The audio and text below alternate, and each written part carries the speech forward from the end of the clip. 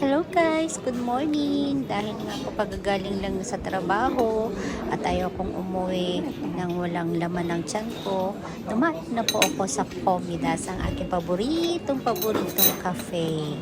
So dahil nga adik tayo sa kape, bago matulog, inom muna ng kape para kumpleto ang araw ko. Ayan, so samahan niyo po ako magkape. Saglit lang po at uuwi na rin ako. Yan. Dahil nga po, kulang ang araw ko kapag walang kape. Di bali na walang lahat, basta wag lang po ang kape, mga mare. Paborito ko po yan.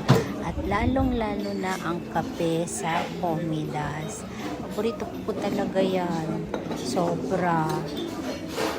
Ayan. Dahil nga mag-isa lang tayo.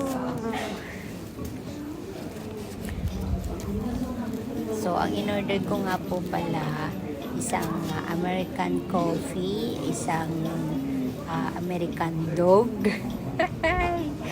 at may libre silang tinapay, yung toasted bread. So libre na yan. Oo. Mamimili ka lang toasted bread or itlog na nilaga. So, ang pinili ko po yung toasted bread. Kasi kapag tawag dito, pwede naman kumuha ka ng toasted bread at saka itlog.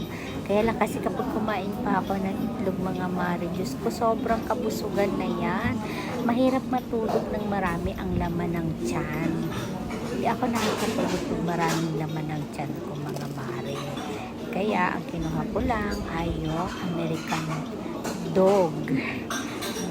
Ay, inulit-ulit ang dog. Tuwan-tuwa naman.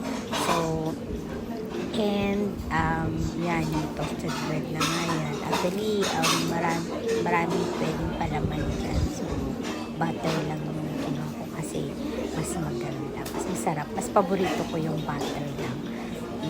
Saka malambot yung tinapay nila. Kalahati lang yan, hindi yan buo. Kasi yung buo, pag buo yan, malaki siya. Pero at least kalahati lang, hindi siya mabigat sa tiyan. Actually, kalahati lang naman yung libre nila eh. Tapos yung kape. Ayan. So, malayo ang tingin. Wala namang tinatanaw. Chars. So, ayan. Dahil nga ako'y masaya na at nakainom na ako ng kape. So, konti na lang. At uuwi na tayo. Bye-bye!